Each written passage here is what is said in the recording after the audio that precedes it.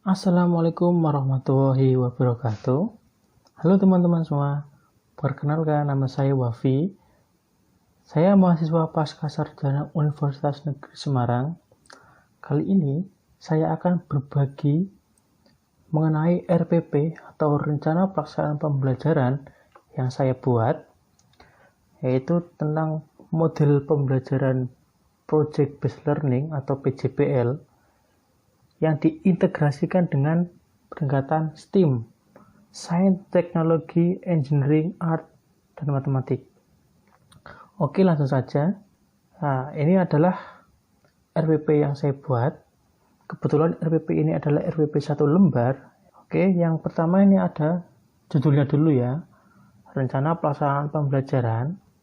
Kemudian ada identitas, mulai dari identitas sekolah, kemudian mata pelajarannya, kelas, semester, kemudian materi pembelajarannya, pertemuan, dan juga alokasi waktu. Pada kesempatan ini saya akan berbagi tentang materi biologi, ya, yaitu pada materi Plante, itu kelas 10, semester genap. Alokasi waktunya 2 kali 45 menit. Oke, yang pertama itu ada tujuan pembelajaran. Setelah peserta didik mengikuti proses belajar mengajar melalui pendekatan STEAM dan model pembelajaran Project Based Learning, diharapkan siswa dapat mengklasifikasikan berbagai jenis tumbuhan di lingkungan sekitar berdasarkan pengamatan ciri-cirinya dengan dibuat proyek herbarium. Itu tujuannya ya. Kemudian poin yang kedua adalah kegiatan pembelajaran. Langkah-langkah kegiatan pembelajarannya. Yang pertama ada pendahuluan.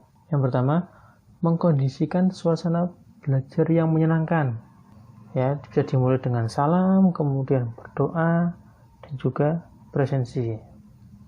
Kemudian memberikan persepsi, menanyakan materi atau sesuatu yang berhubungan dengan kompetensi yang akan disampaikan. Kemudian menyampaikan kompetensi yang akan dicapai dan manfaatnya dalam kehidupan sehari-hari. Selanjutnya masuk ke kegiatan inti. Kegiatan inti ini mengacu pada sintak pembelajaran Project Based Learning ya. Yaitu ada 6 sintak. Yang pertama ada memulai dengan pertanyaan esensial.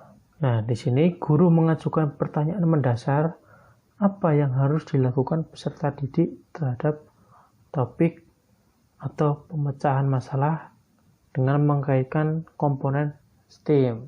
Contoh pertanyaan begini, bagaimana cara untuk mengawetkan tanaman jika kita ingin melakukan identifikasi atau inventarisasi? Nah, itu contoh pertanyaan yang simpel aja ya. Jawabannya adalah dengan menggunakan herbarium atau dengan dilakukan herbarium atau pengawetan ya. Kemudian sintak yang kedua adalah membuat rencana proyek. Peserta didik berdiskusi menyusun rencana proyek. Kemudian pemecahan masalahnya meliputi pembagian tugas, persiapan alat dan bahan, media dan sumber yang dibutuhkan. Siswa memilih mau mengawetkan tanaman jenis apa, didesain seperti apa, kemudian rincian alat bahannya bagaimana, pembagian job desk-nya dalam kelompok itu bagaimana. Nah, itu dibuat dalam sintak yang kedua, membuat rencana proyek. Yang ketiga adalah menyusun jadwal pembuatan. Peserta didik menyusun jadwal penyelesaian proyek sesuai dengan waktu yang telah disepakati. Kemudian diarahkan untuk membuat timeline jadwal agar mudah direncanakan. Nah, timeline ini bertujuan untuk mengatur penjadwalan agar lebih mudah dan terarah sesuai dengan tahapan proyek yang telah disepakati. Oke, itu untuk sintak yang ketiga. Lanjut sintak keempat, yaitu memonitoring keaktifan dan kemajuan proyek. Peserta didik melakukan pembuatan proyek sesuai jadwal. Kemudian mencatat dan mendokumentasikan setiap tahapan, mendiskusikan masalah-masalah yang muncul dengan gurunya. Lanjut ke sintak yang kelima, yaitu menguji hasil. Nah, di sini membahas kelayakan proyek yang telah dibuat dan membuat laporan produk atau karya. Nah, pengujian dapat dilakukan dengan cara kelompok lain yang menguji atau setiap kelompok mengujinya sendiri. Nah, pengujian ini bertujuan untuk mengetahui tingkat keberhasilan proyek yang dijalankan oleh siswa. Selanjutnya, sintak yang terakhir adalah evaluasi pengalaman belajar. Setiap peserta didik memaparkan laporan, kemudian mengungkapkan perasaannya, keluh kesahnya bagaimana, kemudian pengalamannya selama menyelesaikan proyek. Itu kegiatan intinya ada 6 sintak sesuai dengan sintak pembelajaran project based learning. Kemudian kegiatan selanjutnya adalah penutup.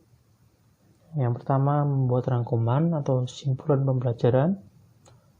Yang kedua, melakukan refleksi dan memberikan umpan balik terhadap proses dan hasil pembelajaran. Yang keempat, menyampaikan rencana pembelajaran pada pertemuan berikutnya. Yang terakhir adalah menutup pembelajaran dengan doa dan salam. Lanjut, poin yang ketiga adalah penilaian. Penilaiannya ini terdiri dari 3 aspek yang dinilai ya. Di sini dicontohkan aspek sikap yang dinilai itu bentuk penilaiannya observasi. Ya, instrumennya itu adalah format pengawalan sikap, waktu penilaiannya selama KPM. Kemudian aspek pengetahuannya itu berupa tes tulis ya. Instrumennya ada soal tes. Nah, waktunya itu setelah KPM. Aspek yang ketiga keterampilan itu ada kedua ya, ada unjuk kerja dan laporan. Instrumennya ada format pengamatan unjuk kerja dan format penilaian laporan. Nah, waktunya ini saat presentasi dan pengumpulan tugas. Yang terakhir ini bagian bawah ya. Kemudian ada alamat dan tanggal, kepala sekolah, tanda tangan dan nama. Kemudian guru mata pelajarannya, tanda tangan dan nama. Mungkin itu saja yang dapat saya bagikan mengenai RPP 1 lembar, model pembelajaran Project Based Learning yang diintegrasikan dengan STEAM ya. Semoga dapat bermanfaat. Saya akhiri. Wassalamualaikum warahmatullahi wabarakatuh.